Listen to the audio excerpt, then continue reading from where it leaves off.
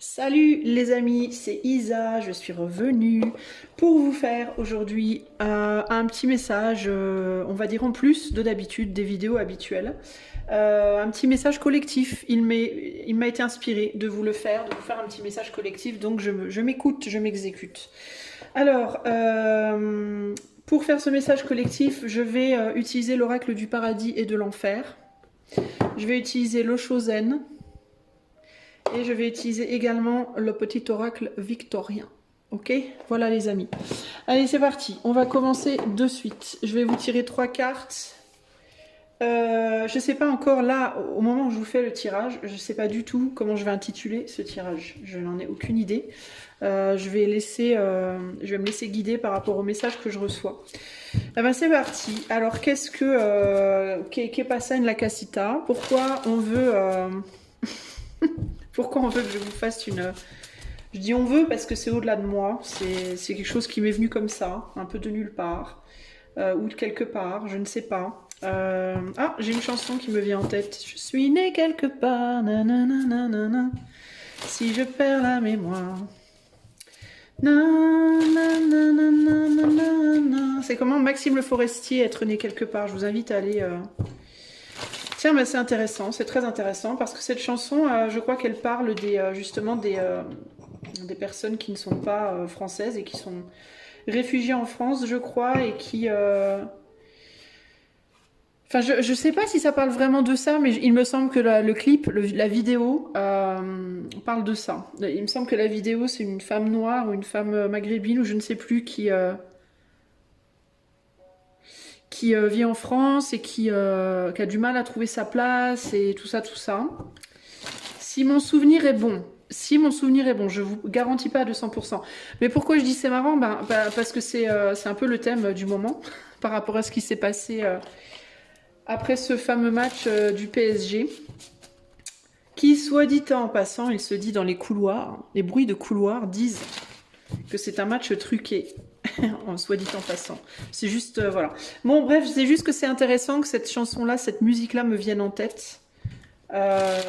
Pour information, je ne suis pas fan de Maxime Le Forestier. Du tout. Donc, je ne sais pas pourquoi cette chanson-là me vient, mais il y a une raison, j'imagine. Alors, quel est le message pour le collectif? Quel est le message? Je vais prendre 3 cartes. 1 et 2 et 3. 1 et 2 et 3. Et 1 et 2 et 3. Ah, il y a autre chose. Ah oui, il me vient maintenant... Bon, il me vient autre chose, mais je ne vais pas vous dire à chaque fois qu'il me vient un truc, parce qu'il me vient des trucs sans arrêt, et ça devient un peu ridicule. Bref, alors, nous avons, première carte, Citaël, création de toute chose. Première carte. Là, je vous montre la face du dessus, je vous montrerai la face du dessous après. Umabel, affinité et amitié, et enfin, Lehaya, docilité. Lehahia, docilité. Bon, alors, qu'est-ce qu'on me dit déjà avec ces 3 cartes? Au niveau du message collectif. Alors, la première chose qui me vient, c'est ne paniquez pas. Parce que avec cette image-là de Citaël qui a les ailes dans les yeux, il y a l'idée de ne pas y voir clair. De ne pas y voir clair. Peut-être parmi les choses qui sont en train de se mettre en place, qui sont en train de se créer en ce moment. On pourrait penser que l'épée, là, on ne sait pas trop. Est-ce qu'il va la sortir ou est-ce qu'il va la ranger, son épée? Selon les affinités, les amitiés, est-ce qu'on range l'épée, est-ce qu'on sort l'épée? Mais là, il y a l'idée de mettre l'épée derrière la nuque. Qui m'indique 2 choses pour moi ici, où je ne sais pas trop ce que je dois faire. Il peut y avoir ici, sur le plan collectif, on ne sait pas se positionner. Les uns par rapport aux autres. Est-ce qu'on doit s'aimer? Est-ce qu'on doit se haïr? Est-ce qu'on sait même pourquoi on s'aime ou on se haït? Il y a un peu cette idée-là de on n'y voit pas clair par rapport à ce qu'on veut faire, ce qu'on cherche à communiquer. Ce qui est bien, ce qui est mal. Il peut y avoir un peu l'idée d'être un peu paumé là. Et aussi l'épée derrière la nuque, là, me fait penser, alors est-ce qu'il a l'épée derrière la nuque ou est-ce qu'il s'est planté l'épée dans le cou, j'en sais rien, mais Il peut y avoir aussi l'idée de attention au verbe avec l'épée là. L'épée c'est le verbe, hein, c'est le mental, c'est le verbe, c'est la communication, c'est l'expression de soi. Attention à ne pas ranger son épée trop vite ou alors au contraire sortir son épée trop vite par peur, sous peine, pardon, de se trancher la tête soi-même, de perdre la tête véritablement ou de faire perdre la tête et aussi de se tirer dans la gorge, entre guillemets, parce que là on se tire pas dans le pied, mais en mode de s'auto-sanctionner, de s'auto... il peut y avoir ici l'idée de l'auto-censure aussi. Alors qu'est-ce qu'on nous dit? Est-ce qu'on nous dit que présentement, comme on n'y voit absolument pas clair par rapport à ce que l'on crée, il serait mieux d'éviter de parler en ce moment, de s'exprimer, d'éviter peut-être de dire des choses à tort et à travers, de faire très attention à ce qu'on dit et comment on dit parce que c'est compliqué. Ou alors est-ce qu'on dit au contraire qu'il faut oser le faire, même si on n'y voit pas clair, je ne sais pas trop. Est-ce qu'il y a l'idée ici aussi peut-être de on n'y voit pas clair présentement parce que tout est chamboulé. Et donc, on ne peut pas savoir là présentement l'avenir en fait. Hein, pour les gens qui cherchent à prédire l'avenir, là présentement, ça peut être très compliqué parce que c'est pas ce que je cherche à faire. Hein, d'ailleurs, moi, je fais que transmettre un message. Ça peut être compliqué parce que tout est chamboulé.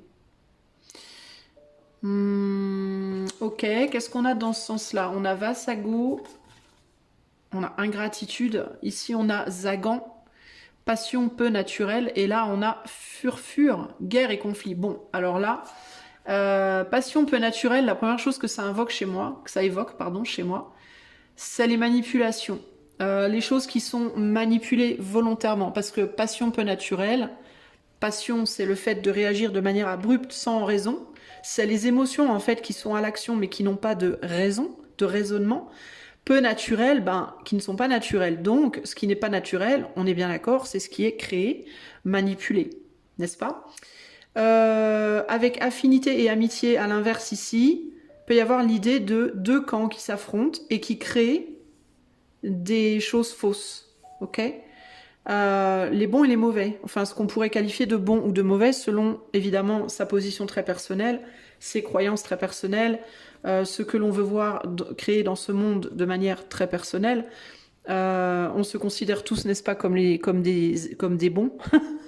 Et tous les mauvais se considèrent comme des bons et tous les bons se considèrent comme des bons. Tout le monde se considère comme bon. On a tous un côté mauvais aussi forcément parce que c'est juste normal, c'est la nature. Mais là, il y a l'idée de choses qui sont créées un petit peu de manière non naturelle en fonction d'affinité ou d'amitié, vraie ou fausse, vraie, véritable ou fausse. On ne sait pas trop, en fait, n'est-ce pas?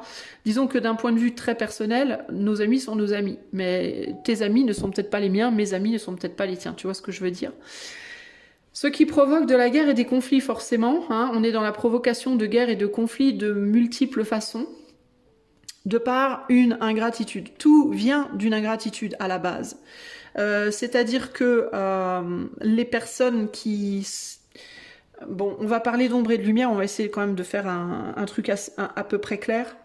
Les personnes qui sont, entre guillemets, dans la lumière ou qui se considèrent dans la lumière peuvent, elles aussi, créer des choses fausses sous le prétexte pas sous le prétexte, mais du fait que les gens qui sont dans la lumière n'arrivent peut-être pas à voir que les autres qu'ils qualifieraient d'être dans l'ombre ont un côté positif dans ce monde, dans le sens où ils ont leur place, en fait. Chacun a sa place dans ce monde, concrètement. Si vous voulez, pour imaginer les choses de manière un peu plus claire, si on parle en termes de religion, on va prendre le sujet du jour, le gros sujet du moment, les juifs et les musulmans, admettons, ok? Les musulmans pensent que les juifs sont mauvais, les juifs pensent que les musulmans sont mauvais. Pas tous, évidemment. Là, je vous fais vraiment un gros schéma, très schématisé. Évidemment, ne venez pas me chercher l'époux en mode oui, mais pas tous. Je sais, les amis, je sais. Mais c'est juste pour vous donner un exemple, ok? Les musulmans n'aiment pas les juifs n'aiment pas les musulmans. Évidemment, c'est pas vrai. Il y en a plein qui s'aiment, hein, donc voilà. Mais dans mon exemple, en fait, il y a l'idée de moi, musulman, je veux que mes règles de musulman soient appliquées dans ce monde. Donc, je vais créer des choses. Alors, évidemment, tous les musulmans ne font pas ça, mais je parle surtout des gouvernements, des élites, etc. On va créer des choses pour créer des guerres et des conflits, parce qu'on n'est pas dans la gratitude par rapport à l'existence des juifs, par exemple, ok? On ne reconnaît pas la validité des juifs dans ce monde, donc on va créer des guerres en utilisant des choses fausses. De notre point de vue, nous avons raison, nous sommes les gens dans la lumière, et nous nous battons pour nos valeurs lumineuses à nous, ok? Donc on va aller créer des conflits, on va manipuler les affinités, les amitiés des uns des autres, des uns avec les autres, parce qu'on n'est pas dans la gratitude du fait que les Israéliens, par exemple les Juifs existent, ok? Allez, on retourne là-bas, les Juifs peuvent dire la même chose par rapport aux musulmans, font la même chose par rapport aux musulmans, certains, d'accord? Nous ne sommes pas dans la gratitude de l'existence des musulmans, donc nous allons créer des choses pour faire en sorte de créer des guerres et des conflits, pour éradiquer les musulmans, par exemple, ok? Donc en gros ici l'idée c'est que personne n'a raison et personne n'a tort, dans le sens où tous les juifs, tous les musulmans, tous les français, tous les africains, tous les chinois, tous les japonais, tous les turcs, tout le monde, absolument tout le monde sur cette terre a un côté lumineux et un côté sombre. Tout le monde, ok? Toutes les traditions, toutes les religions, toutes les croyances, toutes les philosophies, n'importe quel type d'idées, dans les extrêmes, au milieu, dans les à peu près, tout a un côté lumineux et un côté sombre. On a tous des très belles choses en nous, on a tous des choses très moches en nous. Dans nos croyances, dans nos livres religieux, d'histoire, etc., etc., dans nos êtres très personnels et très individuels, on est tous mi-ange, mi-démon. Et on a tous tendance, consciemment ou inconsciemment, à manipuler un peu les choses, à manipuler un peu les gens, les amitiés, les relations, les ci, les ça, pour que notre croyance très personnelle, que notre vérité très personnelle, que notre foi très personnelle puisse se refléter dans la matière telle qu'on la veut. Ok? En gros, ici, ce qu'on me dit, c'est si on cherche ici maintenant la personne qui a tort et la personne qui a raison, si on cherche maintenant dans nos relations personnelles ou si on cherche maintenant dans les relations internationales ou même au sein d'un seul pays, qui a tort et qui a raison, on a tout faux. Parce que en étant dans le tort et raison, on reste toujours dans la propagation de la guerre et des conflits. On n'est pas dans la gratitude. On n'est absolument pas dans la gratitude. La gratitude, ce serait de dire, on va prendre la France par exemple, on est en France. En France, on a plein de gens qui viennent de plein d'endroits du monde différents, d'accord ? Et on devrait en fait être juste dans la gratitude d'être ensemble ici sur cette terre aujourd'hui, où on arrive encore à travailler, où on arrive encore à manger, où on arrive encore à se loger, même si on galère de plus en plus, même s'il y a de plus en plus de pauvres et de plus en plus de SDF et de plus en plus de tout ce qu'on veut, de malheureux, de malheur dans notre pays, on arrive quand même encore en France aujourd'hui à être à peu près ok, on va dire, d'accord? Si on y met même un petit peu du sien et qu'on arrive à se créer une communauté, on arrive encore à peu près à s'entraider. Et pour ça, on devrait vraiment être dans la gratitude. Et ça devrait là très largement dépasser les limites de est-ce que t'es musulman, est-ce que t'es juif, est-ce que t'es catho, est-ce que t'es bouddhiste, est-ce que t'as la peau noire, est-ce que t'as la peau blanche, est-ce que t'as la peau violette, est-ce que t'as une perruque, pas de perruque, est-ce que t'as plutôt un sexe comme ça ou comme ça. Tout ça ne devrait avoir aucune emprise sur nous. Pourquoi ? Parce que quelle que soit la personne que tu es, tu as un côté lumineux et un côté sombre en toi, comme moi, comme lui, comme elle, comme tout le monde. Ok ? Et la gratitude serait de penser comme ça. La gratitude serait de se dire, on a quand même du bol dans ce pays. On n'est pas, ça se discute, mais on n'est pas encore complètement sous dictature. Pas complètement. On y arrive, mais on n'y est encore pas complètement. On n'est pas encore complètement sous dictature. On est encore capable de s'exprimer. On est encore capable de se parler les uns les autres. on est encore capable de fonctionner ensemble. On a encore des écoles où toutes les cultures sont regroupées. Nos enfants, alors nos enfants qui s'adorent à l'école, hein, vos enfants. C'est-à-dire qu'il y a des familles musulmanes ou juives ou bouddhistes ou cathos ou je sais pas quoi qui se bagarrent entre elles. Et puis les mômes, quand ils vont à l'école, ils sont copains. Vous voyez, donc on a l'air un peu cons quand même, nous les adultes, n'est-ce pas? Mais il y a vraiment cette idée, en fait, de... on ne voit absolument pas, on est complètement détourné, hein, parce que l'inverse de l'ingratitude, à l'inverse de l'ingratitude, on a l'huile avec ses yeux, ses plumes dans les yeux, et en fait, c'est pour ça qu'on est dans l'ingratitude, parce qu'on n'y voit absolument pas clair. On est tellement sous le joug de nos passions naturelles, elles, pour le coup. Pourquoi naturelles? Parce que c'est naturel de se faire influencer par les autres, ok? On vit ensemble, on vit tous en communauté.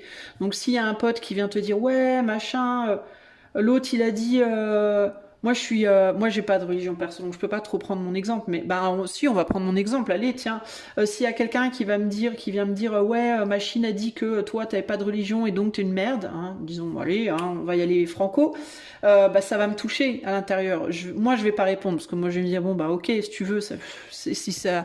Comment on dit en anglais? Whatever floats your boat, c'est-à-dire peu importe ce qui fait voguer ton bateau. Si ça te fait plaisir de penser que je suis une merde, ma foi, fais.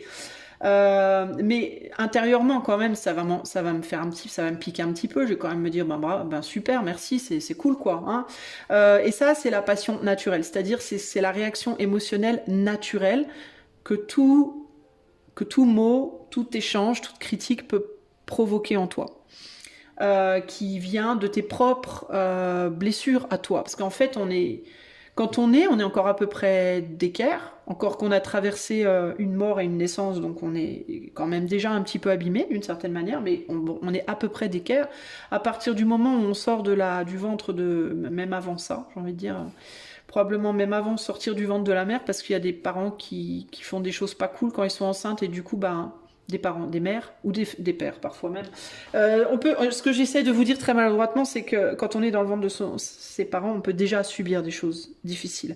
Donc les blessures, les vraies, en fait, elles commencent, pour moi, on commence à être blessé, on commence à être un peu entaillé, coupé de diverses manières, plus ou moins profondes, à partir du moment où on est conçu, à partir du moment où on est matériellement conçu sur cette terre, c'est-à-dire dans le ventre de sa mère. À partir du moment où le fœtus est en route, tu peux déjà là commencer à souffrir d'une certaine manière. Il suffit que ta mère fume, il suffit que ton père la batte, il suffit qu'elle fasse du rodéo, qu'elle...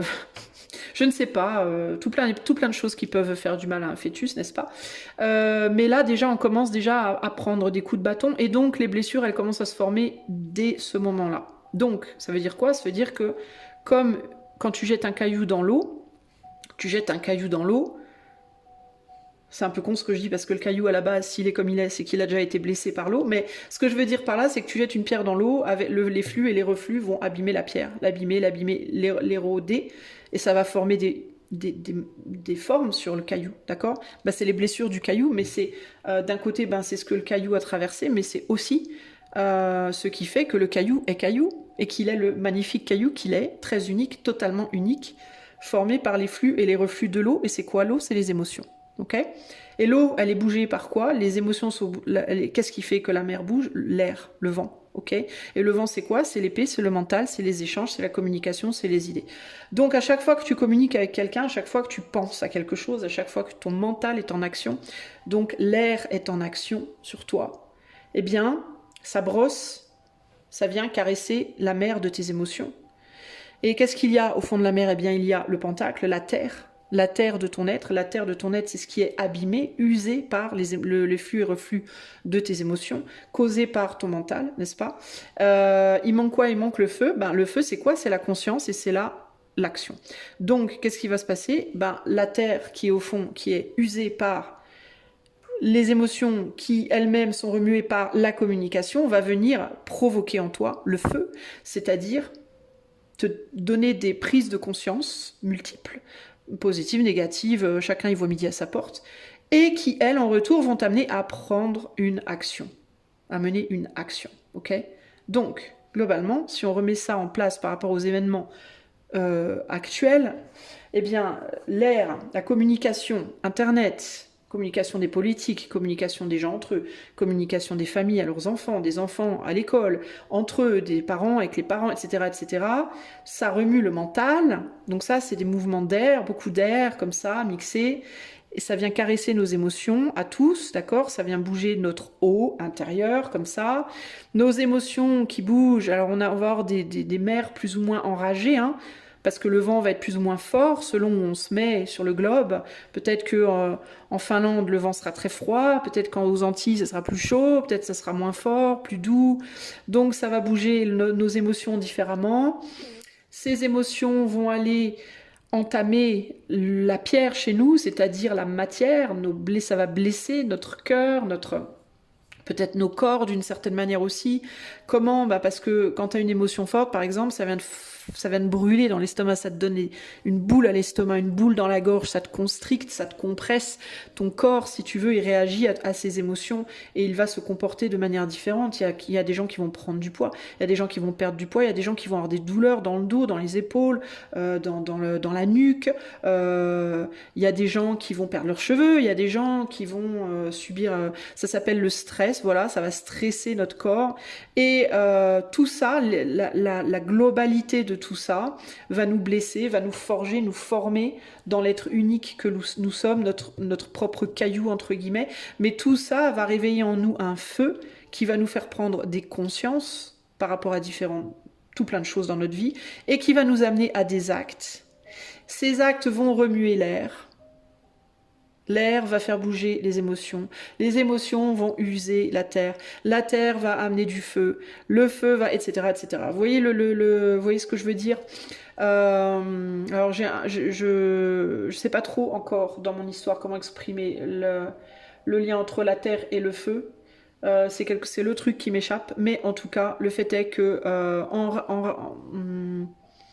par exemple, tu es triste, donc tu es tendu, donc tu te pètes le dos, donc tu as mal, donc ta conscience c'est putain j'ai mal, faut que je l'exprime, voilà le feu.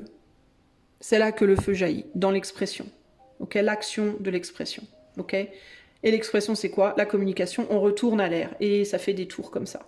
Donc globalement, ce que j'essaie de vous exprimer hyper maladroitement, c'est que dans toutes ces histoires, d'ethnie, de culture, je vais pas dire de race, parce que pour moi il n'y a pas de race, il y a une race, la race humaine. Il n'y a pas la race noire, la race blanche, ça n'existe pas dans mon monde à moi, dans mon bouquin à moi. Enfin j'ai pas de bouquin en fait, mais dans mon bouquin très personnel on va dire. Il y a une race humaine, et on fait tous partie de la race humaine. Mais globalement ce que j'essaie de vous expliquer maladroitement, c'est qu'en fait on a tous notre place. D'ailleurs, c'est intéressant que ce sujet-là tombe parce que ça rejoint la vidéo que j'ai postée dans la communauté. J'en ai posté deux en fait. J'ai posté une vidéo de l'imam Hassan Iyokesen ou quelque chose comme ça, je sais plus son nom, pardon. Mais à culpa, je sais plus son nom de famille. Mais j'ai posté sa vidéo parce que globalement, c'est un peu ce qu'il dit. Globalement, donc ça me fait halluciner, enfin oui un peu quand même, que ça ressorte là, mais c'est en gros c'est un peu ce qu'il dit, on a tous notre place quoi dans ce monde finalement, mais il dit beaucoup plus que ça, mais je vous invite à aller écouter la vidéo. Puis j'en ai rajouté une ce matin d'une une jeune femme noire qui j'ai trouvé sur X qui condamne un petit peu ce qui s'est passé dans les émeutes là à Paris. Notamment la communauté black et la communauté rebeu, parce qu'elle est black et que donc elle se positionne par rapport à eux, elle veut parler surtout d'eux, mais de mon point de vue tout le monde est condamnable hein, concrètement, parce qu'il faut pas déconner, oui il y avait beaucoup de rebeux et de black, en tout cas dans les images qu'on nous a montrées, n'est-ce pas? Mais il y avait aussi des blancs, moi j'ai vu des blancs. Oui, j'en ai vu. Si on regarde bien, il y en a. Hein. Il y a des blancs. Il y a des blancs. Il y avait sûrement des Asiatiques. Il y avait sûrement il y en avait sûrement des Espagnols et sûrement des origines multiples. Et il y a peut-être même des Russes. Il y a peut-être même, vous savez, concrètement dans les cités, et puis même pas dans les cités, hein, parce que je suis sûre qu'il y en a qui venaient probablement de quartiers un peu plus bourgeois. Hein, faut pas se leurrer. Mais il y a de tout vraiment. Et puis il y a des gens qui ont la peau noire et puis qui en fait sont italiens. Puis il y a des Italiens qui ont la peau, il y a des Italiens qui ont en fait la peau noire. Vous voyez, donc il faut tout. On est tellement mélangés en fait en 2025 aujourd'hui. Il faut faut quand même revenir sur Terre. Ça fait tellement longtemps que les migrations existent dans tous les pays, que les gens bougent d'un endroit à l'autre, que aller trouver quelqu'un qui est pur, enfin pur entre guillemets, en termes de sang, en termes d'ADN, n'est-ce pas, en termes de génétique, qui est pur de là où de ses ancêtres, on va dire, ça n'existe quasiment plus aujourd'hui. C'est-à-dire que moi, je suis sûre que dans mon sang, j'ai du sang black, j'ai du sang rebeu, j'ai du sang, je crois probablement un peu scandinave, de l'Est, de quelque part. On est tellement mélangés que ça devient vraiment absolument ridicule en 2025. J'ai envie de vous dire, de parler de, ouais, les rebeux, ouais, les blacks, ouais, les blancs, ouais, les... C'est presque complètement ahurissant parce que ça n'a plus véritablement aucun... Il n'y a plus de fondement en réalité. La seule chose qui vraiment continue de nous diviser aujourd'hui, je pense que c'est vraiment au-delà du look. Je pense que c'est vraiment surtout les croyances, les idéologies et la religion. Mais là encore, c'est un peu con parce que moi, personnellement, j'ai pas lu de livres religieux. Mais quand j'entends les gens qui les ont lus en parler, bah, il y a quand même beaucoup de choses qui se recoupent, quoi. Alors, c'est un peu des trucs similaires qui sont exprimés différemment. Mais les grandes lignes, on va dire, elles restent quand même assez sur la même ligne, un peu, vous voyez. Après, peut-être que je sais pas, je les ai pas lus les bouquins, donc peut-être c'est moi qui hallucine, mais ça me paraît un peu comme ça d'un point de vue extérieur et complètement neutre. Du coup, ça me paraît ouais, il y en a qui sont plus extrêmes sur ce point-là, d'autres qui sont beaucoup plus permissifs sur ce point-ci, et puis d'autres qui mettent ce point-là plus en avant, puis d'autres qui mettent le point opposé plus en avant, mais globalement, tout le monde a un dieu, voilà, tout le monde parle de tolérance, tout le monde parle de, voilà, et puis il y en a c'est moins tolérant, puis il y en a c'est plus tolérant, puis il y en a c'est moins extrême, puis d'autres plus extrêmes, mais au final, c'est un peu la même musique, mais avec des variations, des vibes différentes, quoi. Donc j'ai envie de vous dire, ce qu'on me dit ici, en gros, c'est il n'y a pas de bonnes et de mauvaises vibes, il y a juste des vibes. Et l'idée ici, c'est pas tant de savoir qui a tort, qui a raison, qui est bon, qui est mauvais, c'est plus d'arriver à travailler ensemble, en fait. C'est un peu ça qu'on me dit là. Hein. C'est un peu parce que moi, par exemple, tout ce que je vous dis là dans mes vidéos, c'est ma croyance, c'est mes idées, c'est mes visions des choses que je vous expose. Mais ma vision, ma croyance, mon idée, c'est pas la vérité. C'est juste ma vision, ma croyance, ma vérité, ok? Cela dit, ça a pas lieu d'être la tienne, toi qui écoutes là, ça a pas lieu d'être la tienne. Et de la même manière que la tienne n'a pas lieu d'être la mienne. Mais je suis tout à fait open à écouter ta croyance, ta vérité, ta vision des choses. C'est pour ça qu'il y a les commentaires en dessous de mes vidéos. Il n'y a pas de censure de commentaires. Là, c'est vraiment extrêmement rare que je censure un commentaire. Et quand je censure un commentaire, c'est uniquement parce qu'il y a des insultes. Il faut vraiment que ça soit un truc vraiment dégueulasse, quoi. Et c'est extrêmement rare que ça arrive. Et je vais vous dire que la dernière fois que je l'ai fait, je crois que ça remonte à 3, 4, 5 mois en arrière, 6 mois en arrière. C'est très très très rare. Mais mes commentaires sont ouverts et sont ouverts à tous, sans exception. J'ai aucun tabou, voilà, je peux tout entendre. Il n'y a aucun souci. La seule chose que je demande, c'est d'être sympa quand on le dit. En gros, t'as le droit de me dire, ouais, toi, sale blanche de merde, tu vois, t'as le droit de me dire ça, mais juste si tu peux dire, oui, et toi, j'aime pas la couleur de ta peau. Bah, si tu me le dis comme ça, y a pas de problème, je laisse ton commentaire. Si tu me dis, ouais, toi, connasse, je vais pas le laisser. Parce que ces mots-là, ils ont pas leur place dans mon monde à moi. Ok? C'est pas qu'ils ont pas leur place, c'est qu'ils provoquent une énergie, ils invoquent une énergie extrêmement destructrice, et que mon but à moi, personnellement, c'est pas de détruire, ce serait plus de construire. Alors, évidemment, on va dire oui, mais pour construire, il faut détruire, pour détruire, il faut construire. Oui, c'est vrai. Mais disons que moi, j'ai un sens, voilà, je veux aller dans un sens particulier sur lequel je suis fidèle, et voilà.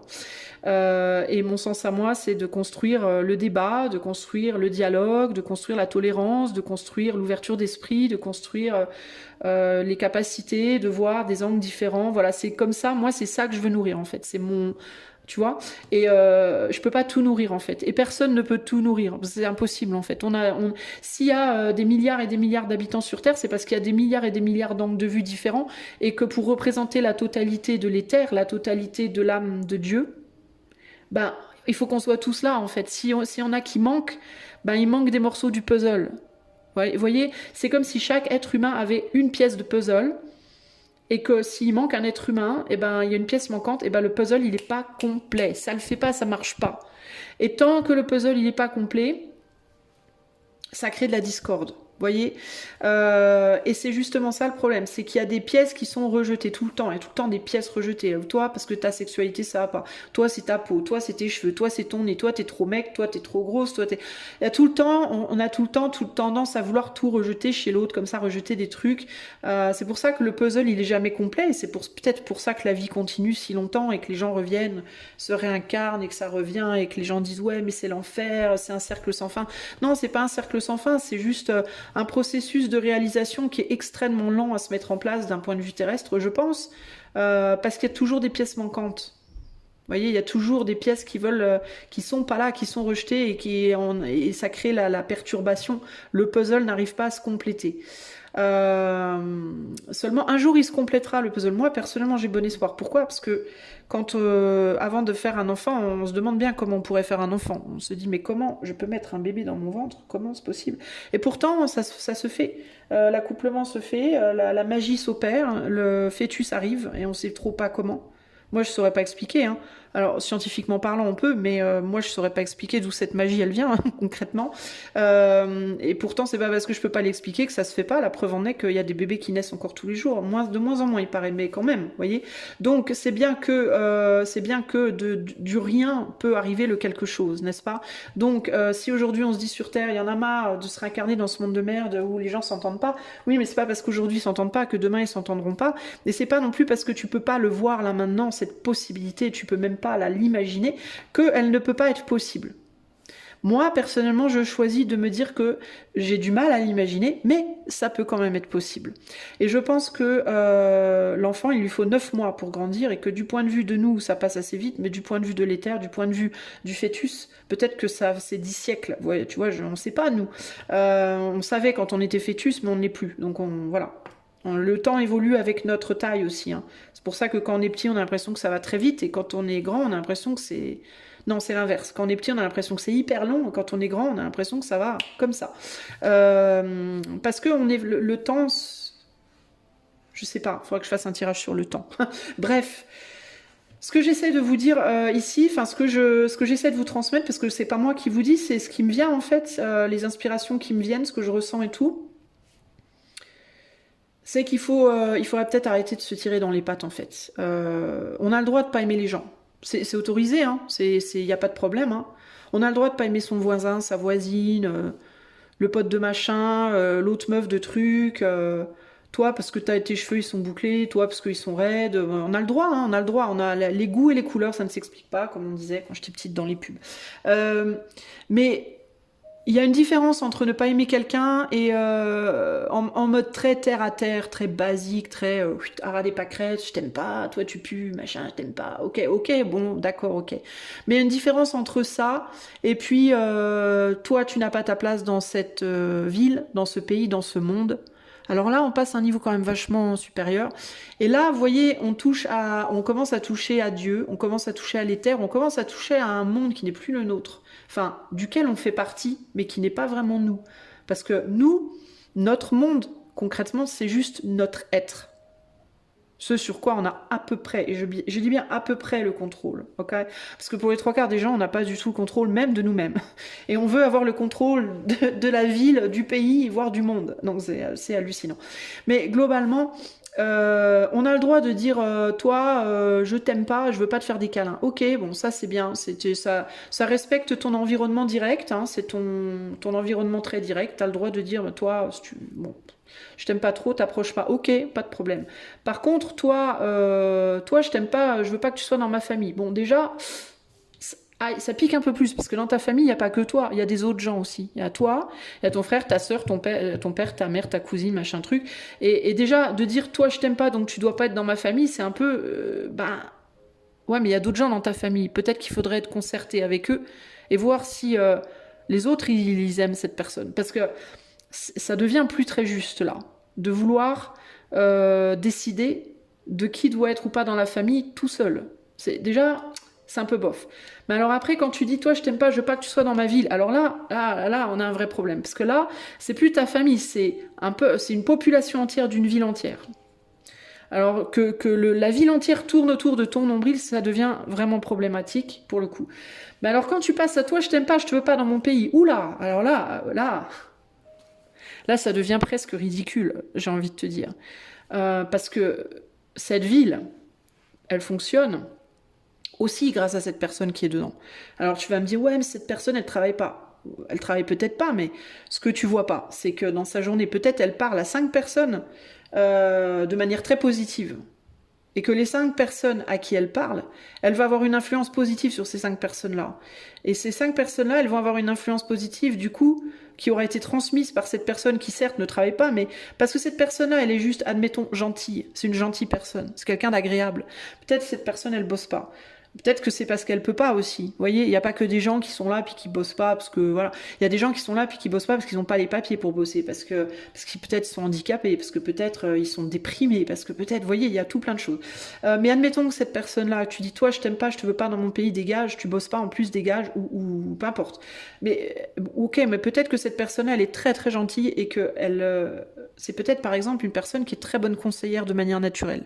Et quand elle parle aux gens, elle leur met un rayon de soleil dans le cœur. Et donc, elle transmet le soleil se transmet après x10, x10, x10, x10. Et peut-être que ce que toi, tu vois pas avec tes yeux, très rare à des pâquerettes comme ça, qui voient pas plus loin que le bout du nez, c'est que peut-être cette personne-là, elle a un effet positif sur ton peuple, de ta ville, de ton pays, 10 fois plus, 10 fois supérieur au tien.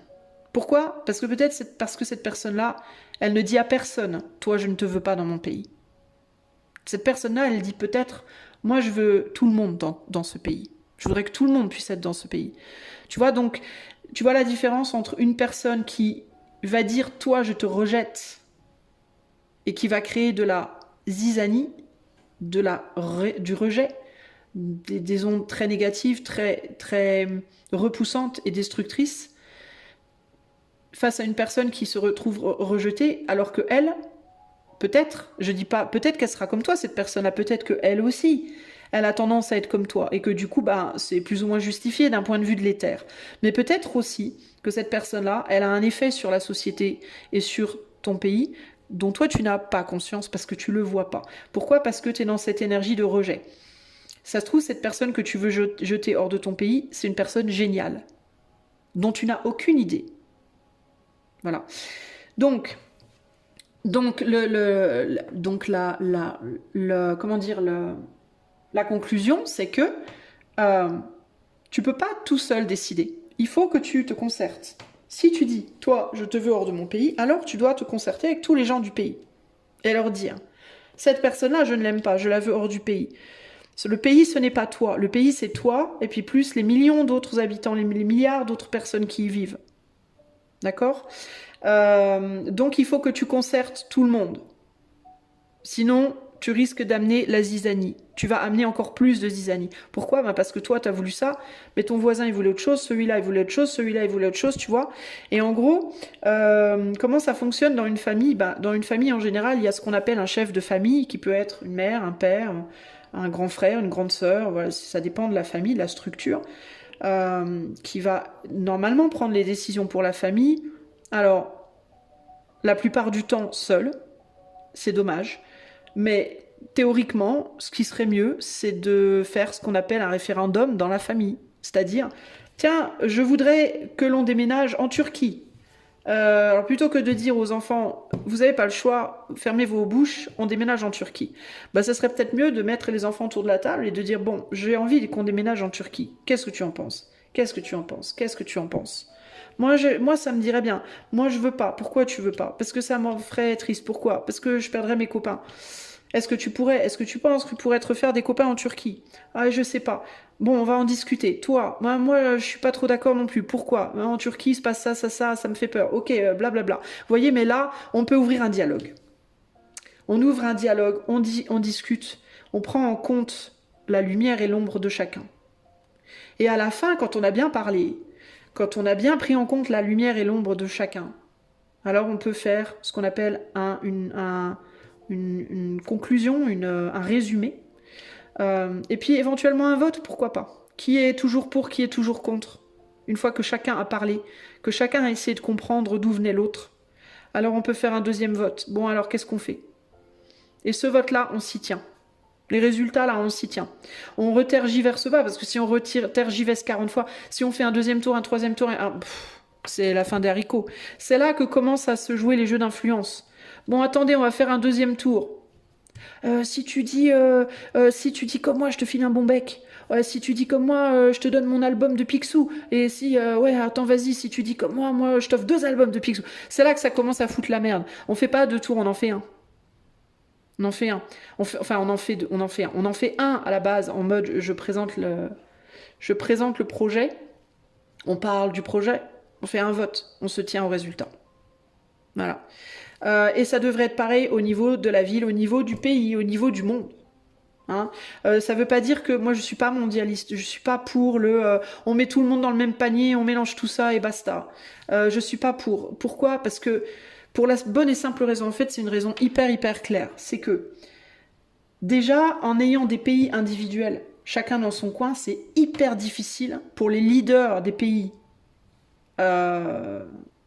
Pour le leader de chaque pays, c'est déjà hyper compliqué de trouver des consensus au sein de son pays, d'arriver à le faire tourner le pays de manière stable, sur un approximatif long terme. Alors imaginez s'il devait y avoir un leader pour le monde entier, la merde que ce serait. Ça serait franchement la merde. Parce que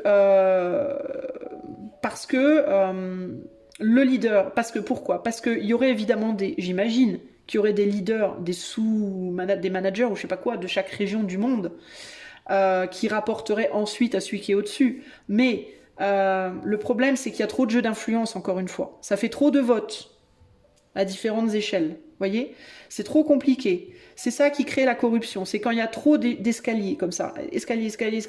C'est qu'à chaque fois, il faut rapporter à celui du dessus, faire un vote. Rapporter à celui du dessus, faire un vote. Rapporter à celui... C'est un bordel pas possible. Et s'il y a une personne qui gère le monde entier, mais il va y avoir plein d'escaliers, ça va être encore pire en fait. Je pense, très sincèrement. Peut-être je me trompe. Je suis pas politicienne après tout. Mais vous voyez, à mon avis. Et je pense que dans l'intérêt du plus grand nombre, en fait, ce serait mieux qu'il y ait une proposition, une concertation, un vote, basta. Terminé, c'est voté. Pas besoin de revoter. À mon avis. Mais globalement, ce que j'essaie de vous dire, c'est que chacun a sa place dans ce monde. Voilà, chacun a sa place, et c'est pas parce qu'on peut pas le voir là, comme ça. C'est comme les gens qui travaillent pas, les gens qui disent ouais, mais toi tu chômes, et puis toi tu profites, et puis toi gna gna gna, mais c'est tellement terre à terre, c'est tellement basique comme réflexion. L'utilité d'une personne dans le monde, elle ne se limite absolument pas au travail qu'elle fait. D'autant plus quand tu considères que la majeure partie des gens aujourd'hui sont malheureux dans leur travail, ils ne font même pas un boulot qu'ils aiment. Donc c'est encore pire en fait. Parce que qu'est-ce qui se passe quand tu fais pas un boulot que t'aimes? Tu le fais mal ton boulot. T'es pas investi. T'y mets des vibes, des énergies pourries. C'est comme un cuisinier qui va cuisiner pour 400 personnes alors qu'il est fatigué, stressé, qu'il n'a pas envie. Qu'est-ce qu'il va mettre dans sa nourriture? La nourriture, c'est de la magie, les amis. Hein. Quand on fait de la cuisine, on fait de la magie, hein, d'une certaine manière. La manière de cuisiner, on y met une énergie dedans. Hein. Qu'on le veuille ou non, hein. C'est même pas un choix, hein. C'est un automatisme. Donc si tu fais un plat de pâtes pourries, que t'es stressé, que t'es en colère, que t'aimes pas les gens pour qui tu cuisines, je peux te dire que la personne qui va manger ton plat derrière, au secours, ce qu'elle va se prendre dans les dents. Hein. Je dis ça, je dis rien. Et ça n'a rien à voir avec la qualité des aliments, ça a juste à voir avec l'énergie que tu y mets. Le problème aussi dans ce monde, c'est que les gens ne sont vraiment pas assez, mais alors vraiment pas assez connectés à la spiritualité, et je ne parle pas du tout de religion. Je parle de spiritualité. Pour moi, la spiritualité, c'est quoi? C'est juste la prise en compte de l'invisible, de ce qui se passe autour de nous que l'on ne peut pas voir ni toucher, mais qui pourtant est là. Et c'est prouvé, ça nous est prouvé tous les jours de mille et une manières. Si les gens déjà, à mon avis, étaient beaucoup plus conscients, si on enseignait dans les écoles qu'il y a un monde au-delà de ce que l'on peut voir et toucher, et que ce monde est très important, d'une importance au moins égale, sinon supérieure à celle qu'on peut voir et toucher, et qu'il faut la respecter, et que ça joue énormément dans les relations humaines, que ça a une grande place dans les relations humaines, dans la manière dont on arrive à se relier les uns les autres, mais déjà on ferait un progrès Parce que le fait que les gamins dans les écoles puissent prendre conscience des enjeux, ça leur permettrait de penser différemment, de réagir, de réaliser les choses et de réagir et de se comporter, de penser différemment et de voir leur prochain d'une manière radicalement différente. J'ai entendu aussi sur X un jeune qui a cassé avec un bâton, je crois qu'il a cassé un abribus ou je sais pas quoi. Et son geste a été relayé dans tous les médias. Voilà, il était là en train de casser son abribus. Le gamin, je l'ai écouté parler, j'ai écouté sa vidéo. Il a fait une vidéo en mode mea culpa, qui était pas un mea culpa. En mode, bah voilà, moi j'étais avec des potes, puis voilà, il y avait le match, puis du coup je me suis dit, vas-y, on va aller voir. Puis après on a vu des gars, puis ils foutaient la merde, puis je me suis dit, allez, vas-y, je vais faire aussi. Zéro, comment dire. Déjà, le môme, il avait l'apparence, alors je sais pas quel âge il avait, mais il a l'apparence d'un gamin de 17-18 ans, et il parlait comme un gamin de, allez, 9-10 ans. Mais je rigole pas, hein, et c'est pas méchant, hein, c'est pas une critique négative, méchante, je sais pas pour être méchante que je dis ça.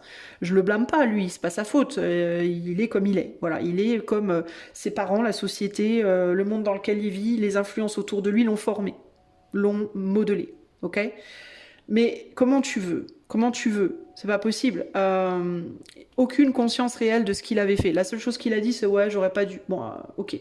Mais il est même pas capable de dire pourquoi. C'est-à-dire que il y a des gens qui vont dire à ce gamin, t'aurais jamais dû faire ça. Mais il va dire oui, c'est vrai, j'aurais pas dû. Mais est-ce qu'il est vraiment dans la compréhension de pourquoi il aurait pas dû? Je pense que non, pas du tout. Je pense qu'en fait, il ne comprend même pas pourquoi. Il devrait pas. Il va te répéter ce qu'on va lui répéter à lui, c'est-à-dire qu'il va te dire bah parce que c'est pas bien, parce que ça coûte cher les abribus, parce que tu vois, il va sûrement sortir des trucs comme ça, parce que les gens qui prennent le bus, ils vont maintenant, il va leur pleuvoir dessus. Maintenant, mais il va te sortir probablement des trucs de base, genre de la logique de base, voilà. Mais est-ce qu'il va être capable de te dire bah parce que mon geste était violent? Parce que la violence, en fait, engendre la violence. Parce que à chaque fois que je dis un truc violent ou que je fais un truc violent, je projette ma violence sur l'autre, qui va absorber ma violence, qui va la digérer, qui va la reprojeter sur l'autre. Et parce que mes gestes ont un impact, pourquoi il sera pas capable de vous dire ça, le gamin? Non seulement il sera pas capable de vous le dire, mais en plus, il sera même pas capable de le comprendre. Pourquoi? Parce qu'il n'a aucune éducation par rapport à l'énergie, par rapport à l'invisible, par rapport aux relations humaines non visualiser par rapport aux enjeux qui sont en dehors de je te vois et je te touche, je peux te voir et te toucher. Parce qu'il a aucune éducation et je le blâme pas, et je blâme même pas ses parents en fait, je blâme personne en réalité, et en même temps je blâme tout le monde. Parce que pour moi il n'y a pas une faute sur une personne, il y a la faute, on est tous fautifs concrètement. Le simple fait que je vous parle de tout ça là maintenant, je sais qu'il y a des gens qui vont regarder, qui vont se dire « Ah non, pas encore. Oh, encore une vidéo là-dessus, fait chier, putain, bien. » Mais en réalité, j'ai partagé 2 vidéos dans ma communauté. Je partage très rarement sur cette communauté-là des vidéos liées à la société, ce qui se passe et tout. Parce que je me dis toujours, les gens, ça va les gonfler. Mais en même temps, je suis fautive. Je suis fautive de pas le faire. Parce que je devrais rien avoir à foutre que ça vous gonfle ou pas. En réalité, la vérité, c'est ça. C'est qu'en fait, je devrais m'en foutre que ça vous gonfle ou pas. C'est pour ça que je les ai partagées, les 2 dernières vidéos, parce que je me suis dit, ah, ça va gonfler les gens. Puis après, je me suis dit, bah ouais, mais en même temps, c'est pas grave, parce que ça va aussi faire avancer certaines personnes dans leur réflexion. Et sans prétention, hein, pas en mode, moi, je détiens la vérité, je vais te dire la vérité. C'est pas ça l'idée. Mais faire avancer les gens, c'est pas leur inculquer une vérité. C'est pas ça. C'est faire avancer les gens, c'est les faire réfléchir tout simplement. C'est pas moi j'ai la vérité et je vais te donner la vérité, c'est pas ça. C'est je te donne un sujet, j'ouvre donc un débat et ce débat va t'amener à une réflexion. Automatiquement, je veux dire, mais c'est même pas une question d'influence, c'est une question de logique. Si je te dis mon tapis il est rouge, je peux juste te dire ça, mon tapis est rouge, tu vas me dire mais Isa, allô, ton tapis est jaune ou orange, ou je sais pas comment tu le vois toi, mais tu vas forcément le voir un petit peu différemment de moi parce qu'on n'a pas les mêmes yeux. Moi je vais dire mais non il est jaune, tu vas me dire mais non, je vais dire il est rouge, tu vas me dire mais il est jaune, puis il y a quelqu'un qui va me dire mais il est vert ton tapis, tu nous parles de quoi là, tu vois, et je t'ai pas dit une vérité, je t'ai juste dit mon tapis est rouge, C'est pas une vérité, c'est pas de la propagande, c'est pas de la je cherche à te convaincre de quelque chose, c'est j'ai une pensée et je te partage ma pensée. C'est en gros, c'est ce que je fais là maintenant avec cette vidéo, je partage ma pensée. Et même pas ma pensée, mais le message que j'intuite, que je ressens. Par ce qui me vient quand je regarde les images, quand je regarde les mots, quand je parle, il me vient des choses et je vous le dis. Mais c'est pas une théorie que j'essaie de vous apprendre, c'est pas une propagande politique, ni spirituelle, ni rien du tout. C'est pas j'ai raison, écoute-moi et crois-moi et suis-moi. C'est pas ça. C'est juste je te mets une idée devant le nez et tu en fais quelque chose. Et en fait, le fait de partager une vidéo qui dit quelque chose, qui parle de quelque chose, alors oui, parfois il y a des vidéos qui sont dans la propagande, certes, mais dont le but premier, on va dire, est d'être dans une propagande. Mais là, les vidéos que j'ai partagées, c'est pas une propagande, c'est des gens qui parlent de ce qu'il. Alors la première vidéo, c'est un imam qui parle d'extrait du Coran. Oui, c'est ça, du Coran. Et la deuxième vidéo, c'est... et il ne dit pas c'est la vérité. Il dit, j'ai lu ça dans le Coran. Je te dis ce que j'ai lu. Tu en fais ce que t'en veux. Tu vois, t'es libre de t'accepter, de rejeter, de voilà. Et la deuxième, c'est juste une dame qui parle de sa communauté black et de la communauté beurre. Voilà, c'est tout. C'est tout, en fait. Et qui dit ce qu'elle ressent. Mais le but, pourquoi il faut partager ces choses-là? Ben parce que des choses, justement, qui sont pas propagandistes, qui sont pas dans « il faut faire ça ». Il faut suivre cette religion, il faut voter cette personne. Pourquoi il faut écouter des vidéos de gens qui s'expriment, tout simplement, qui expriment leurs émotions, tout simplement? Ben parce que ça va ouvrir ton mental, ça va te provoquer des choses en toi. Peut-être ça va provoquer de la joie, peut-être ça va provoquer de la colère, peut-être. Mais après, tu peux commencer à te dire pourquoi je suis en colère concrètement. Qu'est-ce qui me touche là-dedans? Et comment moi je vois les choses? Et une fois que tu as fait ça, tu peux commencer à dire pour le bien de l'humanité, pour le bien de la race humaine, pas de la race non, de la race humaine, pour notre intérêt général global. Qu'est-ce qui serait le mieux? Comment moi, dans mon individualité propre, avec mes caractéristiques propres, je pourrais me positionner au mieux pour bénéficier à la race humaine? Pour ne pas détruire la race humaine, mais pour au contraire la construire. Tout en gardant ma religion propre, tout en gardant mes idées politiques, tout en gardant mon amour de telle musique versus telle musique, tel vêtement versus tel vêtement, ma sexualité propre, etc., etc. Comment est-ce que je peux préserver mon individualité, mes croyances, ma philosophie, mon idéologie à moi, sans qu'elles viennent détruire ou entamer ou perturber de manière trop brutale et trop négative celle des autres? Peut-être que je pourrais me dire, bon, bah moi je suis musulmane, ou je sais pas moi, ou bouddhiste. Moi je suis bouddhiste, j'adore le bouddhisme, tous les jours je lis mon bouquin, je fais mes mantras, mes machins, mais c'est juste moi. Je vais pas aller prêcher. Je vais pas aller prêcher. Si quelqu'un vient un jour à moi et me dit « Oh, c'est quoi ta religion? Tu peux m'apprendre ?» Alors je vais l'apprendre, parce qu'on me l'a demandé. Donc je vais dire « Oui, pas de problème, je vais t'expliquer. » Si personne ne vient m'en parler, j'ai ma religion, elle m'appartient, c'est mon intimité, c'est mon univers, c'est mon monde à moi. Ça me fait du bien à moi. Ok? Donc, je vais garder ça pour moi. Oui, je vais porter mon petit collier, c'est un petit cœur, moi, je sais pas. Je vais porter mon petit collier, ma petite croix, mon petit machin, mes petites perles, ok, voilà, mais c'est tout, voilà, je vais pas emmerder le monde, quoi, vous voyez. Moi, je suis transsibérien licorne à paillettes, et moi, ça me fait du bien de me définir comme ça. Licorne à paillettes transsibérienne de la planète Zoltar. J'adore. Là, quand je me définis comme ça, je suis dans le kiff de ma life au max. Mais aucun problème. Mais vas-y, mais fonce, mais fais.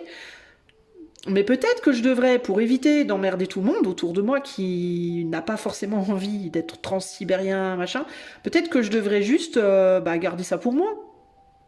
Peut-être. Qu'est-ce que ça change au final? Parce que moi, dans mon intimité, alors j'ai le droit de m'habiller en licorne, il n'y a pas de problème, je peux m'habiller en licorne, je peux hennir comme un cheval, je peux sauter des haies, je peux m'habiller en rose fluo, mais voilà. Mais par contre, peut-être que je devrais laisser l'hétéro là, de base, tranquille. Et puis si l'hétéro de base a envie de me dire madame, ben c'est pas grave, ça me dérange pas qu'il me dise madame, parce que moi perso je sais que je suis pas une madame, mais je m'en fous. Oui, ça te fait plaisir de m'appeler madame, appelle-moi madame. Mais moi je sais très bien que je suis niquante, donc j'en ai rien à foutre, vous voyez. Plutôt que de dire oui mais toi, l'hétéro de merde, d'abord, l'hétéro ça pue, et puis arrête de m'appeler madame, et puis... Réaction, agression, destruction, pourquoi en fait la finalité c'est quoi en fait? Et surtout, mais surtout, en quoi le fait de faire ça, ça va venir toi, la licorne à paillettes, te rendre ta vie meilleure? En fait. Ça va juste te faire énormément de mal, en fait. Parce que tu vas cracher ta haine. Déjà, à la base, pose-toi la question, pourquoi t'as de la haine? Déjà, première chose, pourquoi t'as la haine? Du fait qu'il y a un hétéro devant toi qui t'appelle madame, pourquoi est-ce que ça déclenche autant de haine et de douleur Mais c'est quoi le vrai problème? Parce que le vrai problème, il vient pas de la personne qui t'appelle madame. Le vrai problème, il vient de l'effet du madame sur toi. Ok? Donc la question c'est pourquoi tu as ce problème? Pourquoi cette réaction en toi? Ok? Ensuite, en quoi est-ce que l'agressivité, le fait de tyranniser l'autre, de vouloir lui imposer ta vision des choses à tout prix, en quoi est-ce que ça va arranger ton cas et son cas? Ça va juste faire du mal à toi, faire du mal à l'autre. L'autre va rétorquer, ça va encore plus te faire du mal, tu vas rétorquer, ça va encore plus lui faire du mal, et ainsi de suite, et ainsi de suite. Et ça va finir en un truc dégueulasse de haine, de frustration, d'amertume, de rancœur, etc., etc., etc. Donc, en fait, globalement, pourquoi? Pourquoi? Voilà, la grande question c'est ça. Mais là je prends le truc de la licorne à paillettes, mais ça peut être n'importe quoi. Ça peut être toi t'es catho, moi je suis musulman, ça peut être toi t'as les cheveux raides, moi ils sont bouclés, ça peut être tu vois n'importe quoi, n'importe quel, toi t'es une femme, moi je suis un homme, toi t'as des enfants, moi j'en ai pas, toi t'habites en Finlande et moi j'habite en Turquie, ça peut être n'importe quoi. De toute façon c'est très simple les amis, dans ce monde, en 2025 aujourd'hui, tout, mais vraiment tout est propice à bagarre. Tout. Toi, t'as un sac où il y a ce signe-là. C'est un signe chelou. J'aime pas le signe qu'il y a sur ton sac. Je suis sûre que t'es quelqu'un de méchant. Je suis sûre que t'es un nazi ou je sais pas quoi. Oui, toi, tu marches avec les pieds en dedans. Ça le fait pas. Toi, t'es une vilaine personne. Tout est propice. N'importe quel détail, trait de caractère, façon de s'habiller, n'importe quoi. Tout est propice à la critique, à la méchanceté, à la... Voilà, alors maintenant on va passer au deuxième truc, c'est maintenant qu'on est dans un monde bien pourri par la haine, la rage, la méchanceté, là, tout ça, t'as les gens qui disent « Ah mais moi c'est insupportable, je peux pas vivre dans ce monde ». Oui mais les amis, la rage, la haine, la méchanceté, tout ça, vous savez à quoi ça me fait penser? Ça me fait penser au pu dans une plaie. Ça me fait penser au côté dégueulasse d'avoir une plaie, d'accord? Quand tu te coupes, aïe aïe aïe, t'as mal. Qu'est-ce qui va se passer dans ta plaie? Il va y avoir cette espèce de truc blanchâtre, visqueux, dégueulasse qui va commencer à apparaître, qui s'appelle de la lymphe, je crois. Alors il y a le pu. Alors le pu il sert à quoi? Ben, le pu il sert à te montrer que c'est infecté, qu'il y a des microbes et qu'il faut que faut que ça nettoie en fait ta plaie. Ça vient grignoter toute la merde qu'il y a dedans en gros. Hein. Évidemment faut l'enlever le pu. Mais tu vois ce que je veux dire? Le pu c'est un indicateur en fait. Le pu il est pas là juste pour puer. Hein. C'est le pu ça pue et c'est dégueulasse. Mais c'est pas là juste pour puer et être dégueulasse. C'est pour t'indiquer quelque chose. Pour te montrer quelque chose, d'accord? Donc ça te montre quoi? Ça te montre, attention, c'est en train de s'infecter. Ça veut dire quoi? Ça veut dire que c'est en train de grouiller. Voilà, ça s'empire en fait. Le pu, il est là pour te montrer que les choses empirent, ok? Et pour te dire, attention, il est temps de nettoyer la plaie. Sinon, tu vas galérer pour la réparer, ok? Et puis après, tu as la lymphe. La lymphe, c'est comme, ça ressemble un peu au pu, mais c'est pas du pu. Et c'est quand la peau, elle commence à se reconstituer, ça te fait une petite pellicule blanchâtre comme de la crème. Et c'est dégueulasse aussi. Et pourtant, c'est un signe de reconstruction. Donc en gros, pourquoi je te parle du pu et de tout ça? Parce que tu vas me dire, mais là, c'est dégueulasse. Bah non, en fait, c'est la rage, la haine, la violence, tout ça, c'est dégueulasse. C'est du pu, c'est de la lymphe, c'est dégueulasse. Mais c'est pas là pour rien. C'est un indicateur. C'est l'indicateur qu'il se passe quelque chose. C'est l'indicateur qu'il y a eu une plaie dans la société, dans le monde. Il y a eu une grosse plaie, il y a eu plein de coupures, plein de plaies. C'est-à-dire que la Troisième Guerre mondiale, les amis, que tout le monde redoute, à mon sens, ça fait longtemps qu'on est dedans. Je vous dis ça, je dis rien. Je sais même pas si la deuxième s'est terminée. Je dis ça, je dis rien. Bref, c'est un autre sujet. Tout ce qui se passe, cette rage, cette haine, cette amertume, cette rancœur, cette horreur, cette violence, cette tyrannie, c'est le pu, c'est la lymphe. C'est ce qui vient nous dire, allô les gars, faut nettoyer. Et quand je parle de nettoyage, je parle pas de racisme, hein, je parle pas de nettoyer telle ethnie, non, non, c'est pas ça. C'est pas les gens qu'il faut nettoyer, c'est pas ça qu'il faut nettoyer. C'est ce qu'il y a dans nos cœurs qu'il faut nettoyer. C'est ce qu'il y a dans nos âmes et dans nos cœurs, au sens très collectif, qu'il faut nettoyer. Ça n'a rien à voir avec est-ce que tu es une femme, un homme, une citrouille, est-ce que tu es blanc, bleu, vert, jaune. Ça n'a rien à voir avec ça. Ça a à voir avec nos cœurs et nos âmes. Blessures du cœur et de l'âme. Qui s'envenime, qui grandit, et qui nous dit attention, à un moment donné, il va falloir enlever tout ça. La colère, la rage, la haine, tout ça, c'est ça le pu. Il va falloir virer tout ça. Parce que si vous voulez qu'on guérisse, à un moment donné, il va falloir virer tout ça. Et éventuellement, ça se fera. Ça se fera parce que ça va gangréner, ça va gangréner, ça va gangréner. Et puis, qu'est-ce qui se passe quand les choses gangrènent? On les coupe. Quand les choses, elles deviennent trop grandes, basta. Moi, je pense qu'en réalité, la société va se régénérer. Je pense que les choses vont se régénérer.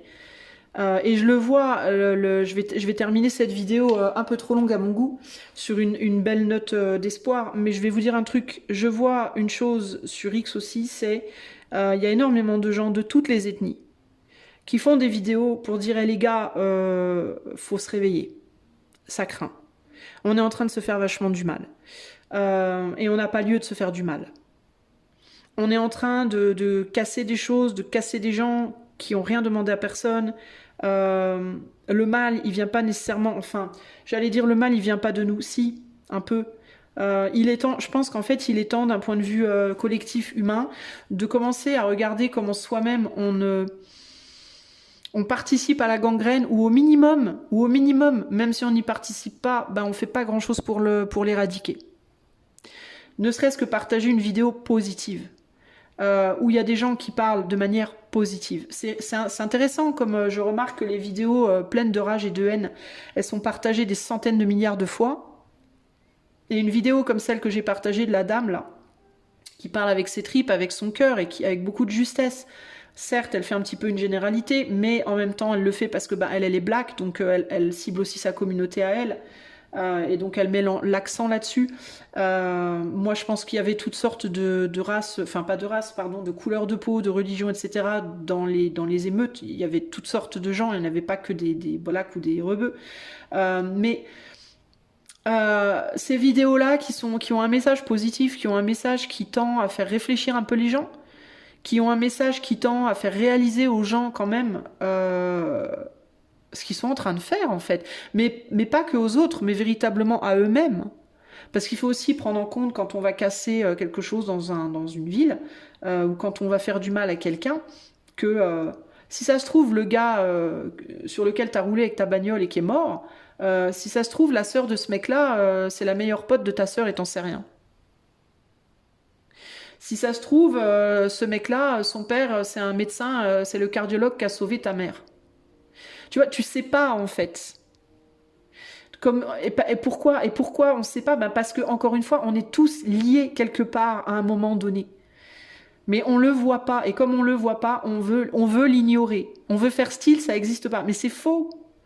Et les vidéos qui circulent, qui rappellent ça aux gens, mais qu'est-ce que vous faites, bordel de merde? Vous êtes tous dans la même galère et vous êtes en train de vous arracher les yeux. Eh ben, ces vidéos-là, personne ne les partage. C'est étonnant, hein? On les voit pas, on les voit très peu. Les beaux messages, les messages d'amour, les messages d'humanité. Et je suis pas en mode bisounours. Je suis pas en train de vous dire oui, envoyons de l'amour au monde entier sur un nuage rose. C'est pas ça mon idée. C'est pas ça. Mon idée, c'est juste que il y a beaucoup de pu et je vois pas beaucoup je vois pas beaucoup d'eau pour nettoyer tout ça. Vous voyez? Je vois pas beaucoup d'émotions guérisseuses pour nettoyer tout ça.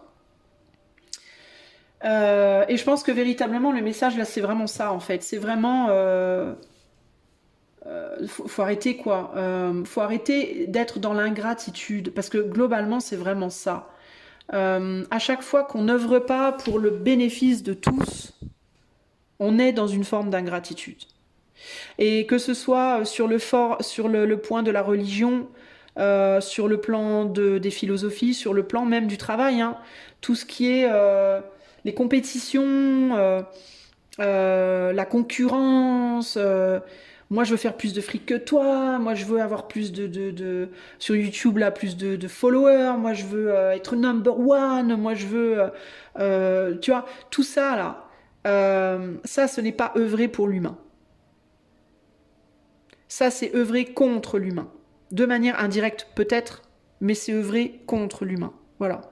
C'est-à-dire qu'à chaque fois que toi qui regardes cette vidéo, et c'est vraiment juste mon idée, hein, après t'en fais ce que t'en veux évidemment, mais je suis persuadée, intimement convaincue, qu'à chaque fois que l'on œuvre contre, volontairement, je parle consciemment, hein, parce que inconsciemment c'est une autre histoire qui est liée à nos blessures et sur lesquelles il faut aussi travailler, mais c'est une autre histoire. Mais à chaque fois que l'on œuvre consciemment contre quelqu'un d'autre, peu importe qui, c'est-à-dire à chaque fois que consciemment tu essayes de passer devant l'autre, tu essayes de dominer l'autre, tu essayes d'écraser l'autre, tu essayes de rabaisser l'autre, tu essayes de négliger l'autre, tu essayes de... Voilà, à chaque fois qu'on fait ça, on œuvre directement, là je vais dire pour le coup directement, contre l'humain. À chaque fois aussi qu'on se dit, je pourrais faire ça, mais je vais pas le faire parce que bon, je vais être critiqué, je vais être jugé, je vais perdre des abonnés, j'ai un peu honte de ce que je pense. Et bien là, on œuvre inconsciemment contre l'humain. À chaque fois qu'on perd une occasion de mettre l'autre en avant, de lui dire qu'on l'aime, de lui dire qu'on le soutient, de lui dire au minimum qu'on va rien lui faire de mal, qu'on le tolère, et bien à chaque fois qu'on fait ça, on œuvre inconsciemment, consciemment ou inconsciemment contre l'humain. Et si, je pense, c'est ma conviction, hein, mais vraiment ça regarde que moi, mais moi je pense que si on réalisait à quel point tous on fait ça, une fois de temps en temps, moi je le fais des fois, hein, moi je le fais une fois de temps en temps dans ma vie, hein. Quand quelqu'un m'emmerde, je me dis dans ma tête des fois, putain, je voudrais bien qu'il dégage, celui-là, il me saoule. Eh ben, je devrais pas. C'est pas bien de penser ça. Pourquoi? Il a sa place comme moi, vous voyez. Eh ben, on le fait tous en fait. Mais si on en prenait un tout petit peu plus conscience, alors ça veut pas dire qu'on le ferait plus jamais, parce qu'on serait dans une pseudo-perfection qui n'est pas possible dans ce monde pour le moment en tout cas. Mais si au moins on essayait de faire un effort conscient de ne plus rejeter l'autre, je pense que déjà on serait vachement sur une meilleure route dans ce monde, véritablement. Et ne vous dites pas que ouais mais moi je vais pas faire ça parce que de toute façon c'est que moi, qu'est-ce que je vais changer moi? Ouais certes toi tout seul tu changeras rien, probablement. Mais toi tout seul tu vas influencer quelqu'un d'autre. Ce quelqu'un d'autre influencera quelqu'un d'autre et ainsi de suite. Parce que le monde ne marche que comme ça, par influence. On s'influence tous les uns les autres tout le temps, qu'on le veuille ou non. Et c'est l'influence d'un qui fera l'influence de 2, de 3, de 10, de 100, de 200, de 1000, de 3000, de 5000, etc. etc. Et oui, tu verras pas le résultat demain sur ton poste de télé, mais tu verras peut-être le résultat dans 20 ou 30 ans, ou dans 50 ans. Et tu peux te dire, mais c'est vachement loin, je serai mort. Bah, peut-être que tu seras mort, mais tu crois que les poètes qui deviennent célèbres après leur mort, ils se disent, je le fais parce que après ma mort, je serai célèbre. Non, ils le font parce qu'ils ont envie, parce qu'ils aiment ce qu'ils font. Ils le font par amour uniquement, ils n'attendent pas de retour. C'est pour ça qu'ils deviennent célèbres quand ils sont morts. Voilà.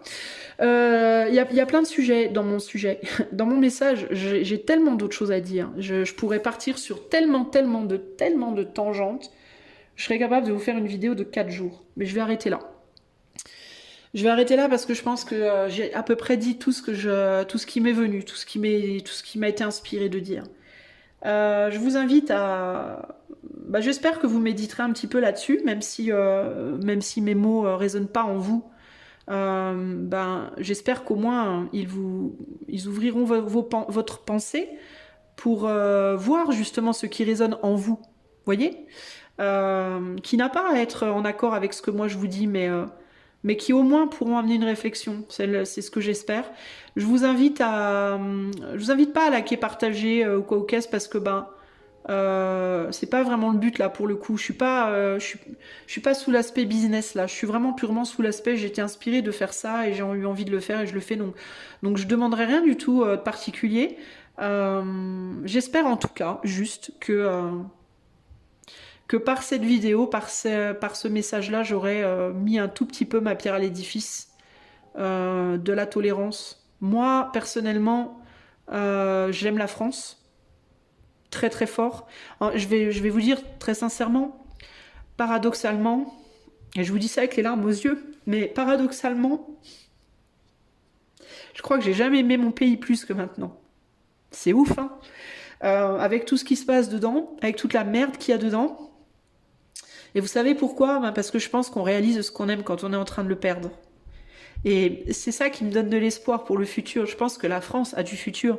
Et je pense que la France se relèvera de toutes les galères qu'elle est en train de traverser. Elle se relèvera, et elle se relèvera avec les gens qui sont dedans. Il n'y aura pas d'épuration. Il n'y aura pas de on va virer telle ethnie, telle... Non, non, non. Non, elle se relèvera avec les gens qui sont dedans. Et elle se relèvera parce que on est en train de la perdre. Et quand on est en train de perdre son pays, on se souvient à quel point on l'aime. Et quand on commence à se souvenir de l'amour qu'on ressent pour quelque chose ou quelqu'un, on se bat. Et se battre, ce n'est certainement pas prendre des bâtons et aller casser des cailloux ou aller des abribus sous la tête des autres. Se battre, c'est réfléchir. Se battre, c'est communiquer. Se battre, c'est partager ses pensées, ses émotions, d'une manière qui laisse la porte aux autres de s'inviter à la table et de pouvoir dire moi aussi je ressens ça, ou moi je ressens plutôt comme ça, etc. D'ouvrir les débats, d'ouvrir la communication, la cohérence, la participation de tous à cette reconstruction, plutôt que de dire pour reconstruire il faut que tel ou tel se barre. Non, il n'y a aucune raison. De mon point de vue, les gens qui ont le pied sur ce sol français sont français. Point. Et ont une valeur. Et même les gens qui ont fait la casse hier soir et avant-hier soir, tout le monde a une valeur. Ces gens-là sont la proie et l'outil d'énergie qui les dépasse. Sont la proie et l'outil de manipulation psychologique qui les dépasse. Sont la proie et l'outil de manipulation émotionnelle, volontaire, qui les dépasse. Passion peu naturelle. On est dans des manipulations. C'est des jeunes qui n'ont pas eu une éducation justement suffisamment spirituelle, qui sont coupés de la spiritualité et qui pensent que la religion, c'est le satanisme, c'est le twerking. Et la religion de ces jeunes-là, c'est les Kardashians, le twerking et les matchs de foot. Vous voyez? Et le problème, il est là. Le problème, il est là. Je ne dis pas que les Kardashians n'ont pas leur valeur, d'une manière ou d'une autre, ils en ont forcément une. Le twerking aussi en a forcément une, et même le foot. Et Dieu sait que j'aime pas le foot. Mais bref, tout ça a probablement une forme de valeur dans ce monde. Si c'est là, c'est que ça a un rôle à jouer. Point. Il n'y a pas. Et à partir du moment où ça a un rôle à jouer, il faut avoir une gratitude pour ça. Mais c'est loin d'être suffisant pour être sain de corps, d'esprit et de cœur. Et il faut aller beaucoup plus loin, beaucoup plus haut pour devenir vraiment un élément constructeur et bienfaisant de la société. De manière lumineuse, on va le dire. Parce que même les gens qui sont destructeurs ont d'une certaine manière leur rôle. Ils ont le rôle de pointer le mal. Hein. Les gens qui détruisent, les gens qui ont de la haine et tout ça, c'est ceux qui vont pointer le mal. Ils vont dire là, il y a quelque chose il y a un problème là. Si je suis en colère, c'est comme un môme qui pète un câble. Un gamin qui se met à hurler, à crier, à pleurer, à taper des pieds, c'est pas la peine de le blâmer parce qu'il hurle, il crie et qu'il tape des pieds. Par contre, ce qu'il faut, c'est aller le voir et lui dire qu'est-ce qui se passe? Pourquoi tu hurles? Pourquoi tu tapes des pieds? Pourquoi tu cries? Calmement, sans lui pointer du doigt, sans le blâmer, sans lui en vouloir, mais juste en lui disant calmement, mais qu'est-ce qui t'arrive? Pourquoi tu es comme ça? Et le gamin, il va vous dire parce que je suis triste, parce que je suis en colère, parce que je suis frustré. Et là, tu peux, alors vas-y, raconte-moi, explique-moi, je t'écoute.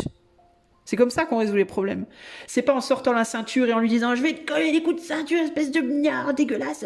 Non, non, ça marche pas. Le gamin écrit pourquoi? Parce qu'il y a une plaie et qu'il y a une plaie qui s'infecte en lui, énergétiquement, dans son cœur, dans son âme. Donc, il lui reste quoi pour l'exprimer quand il n'a pas les mots, quand il n'a pas l'éducation, quand il n'a pas la connaissance, une connaissance plus profonde des choses, une compréhension plus profonde des choses. Il va l'expliquer de manière très terre à terre. Et terre à terre, c'est quoi? C'est je vais tout casser, je vais péter un câble. Voilà. S'il était capable, le gamin, s'il avait une profondeur d'analyse qui doit être apprise, ça vient pas comme ça, la profondeur d'analyse, c'est quelque chose qui est, on t'aide à y arriver, c'est ta famille, c'est ton apprentissage de vie qui t'y amène, mais il y a des enfants qui n'ont pas cet apprentissage, les 3/4 des mômes n'ont pas ça, et si tu n'as pas cette profondeur d'analyse, tu peux pas aller plus profondément en toi pour comprendre pourquoi tu te sens comme tu te sens, et du point de vue d'un gamin, et qu'est-ce qu'on a vu dans la rue l'autre soir? Pour la majeure partie des gamins, des mômes de quoi? On va dire entre quoi 12, 13 ans et 25 ans, 20 ans, 25 ans, c'était quasiment que des ados, quoi. Que des jeunes. Vous voyez? Ils sont pas capables encore. Pour la plupart, il y en a peut-être un ou deux dans le lot qui sont capables, puis qui ont décidé volontairement parce qu'ils sont pas contents. Mais beaucoup d'entre eux ne sont pas capables de comprendre beaucoup de choses. Et s'il n'y a pas des adultes pour les aider, pour leur expliquer des choses, comment voulez-vous faire? C'est pas des démons, ces jeunes. C'est des gamins qui sont dans un mal-être, probablement sous multiples aspects. Mal-être émotionnel, mal-être psychologique, mal-être matériel, mal-être relationnel, et qui n'ont aucun moyen de dire avec des mots, avec une compréhension logique, et je dis pas qu'ils sont bêtes, hein, c'est pas ça, hein. C'est pas être bête, c'est juste, on n'a pas les outils. Vous voyez, on n'a pas les outils. Donc on peut pas le faire. Ce gamin-là, hier, qui a très maladroitement essayé de faire son mea culpa, il n'a pas été capable de le faire. Pourquoi? Pas parce qu'il voulait pas. Mais le fait même qu'il ait fait une vidéo démontre d'une envie de s'expliquer, d'expliquer quelque chose. Donc la volonté, elle était bien là. Mais il manquait pas le fonctionnement, il manquait la compréhension profonde, plus psychologique de son être. Il l'a pas. Donc qu'est-ce qu'il va vous dire? Il va vous dire j'aurais pas dû. Oui, il sera incapable de vous expliquer pourquoi. Même si en lui il le ressent, même si en lui il le sent, ce mal-être. J'ai fait une connerie, merde. Il saura pas vous le dire. Vous voyez, il n'a pas les outils. Et les trois quarts de ces gamins-là qui étaient dans la rue ce soir-là, ces derniers soirs, je sais même pas si c'est terminé à l'heure où j'en parle, les 3/4 de ces gamins-là, ils n'ont pas les outils. Vous voyez? Donc ils sauront pas vous dire pourquoi ils font ce qu'ils font. Ils vont vous dire bah, parce que mon pote il l'a fait, parce que ils vont pas vous dire bah parce que je me suis laissé influencer par mon copain, et je me suis laissé influencer par mon copain parce que moi-même je me sens dévalorisée, et je me sens dévalorisée parce que j'ai pas de travail, parce que j'ai pas fait beaucoup d'études, parce que j'en sais rien, ou j'ai fait beaucoup d'études mais je trouve pas de travail, ou puis dans cette société je me sens pas à ma place, et puis ils sauront pas vous dire tout ça, ils auront pas les mots pour vous expliquer. Donc ça sert à rien de leur taper dessus. Je pense que c'est bien de leur dire des choses du style mais en fait t'es pas dans la gratitude, ingratitude, tu n'es pas dans la gratitude de là où tu es. C'est pas bien ce que tu fais. Tu propages de la haine, de la colère, c'est pas bien. C'est pour ça que je partageais cette vidéo dans la communauté. Mais c'est pas suffisant en fait. C'est bien de montrer du doigt pourquoi ce qu'ils ont fait c'est pas bien, mais il manque la dimension de aller dialoguer avec eux et essayer de leur faire comprendre des choses qu'ils comprennent juste pas, qui essayer de leur montrer des autres façons de penser en fait, vous voyez. Bref, je vais arrêter là. J'espère que tout ça en tout cas provoquera quelque chose chez vous, même si c'est juste une réflexion très personnelle. Et puis ce que je voulais de toute façon moi je sais pas en fait, j'avais envie de faire cette vidéo de message collectif, j'avais pas de but à la base. là maintenant j'en ai un, j'espère que vous allez entendre tout ça et réfléchir.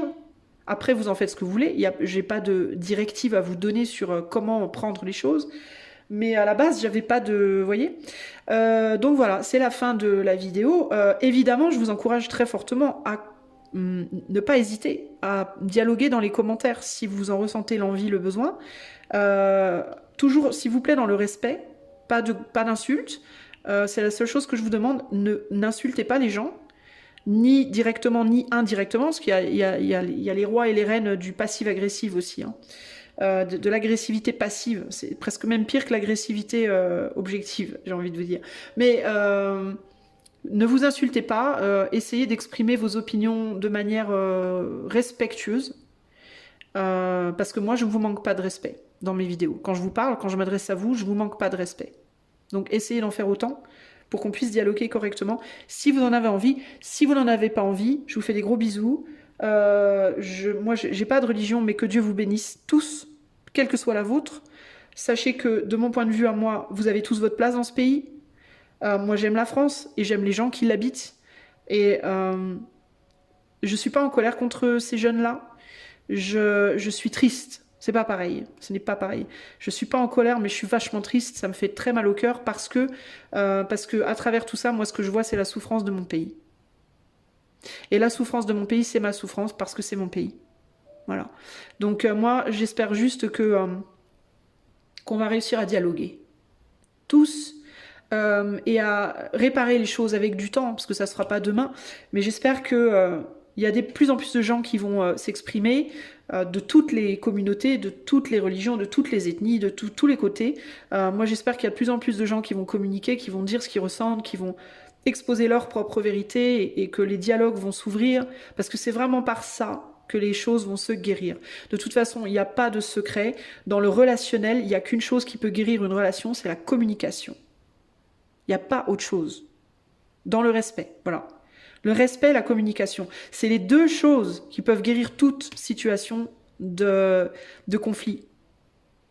La violence ne guérira rien.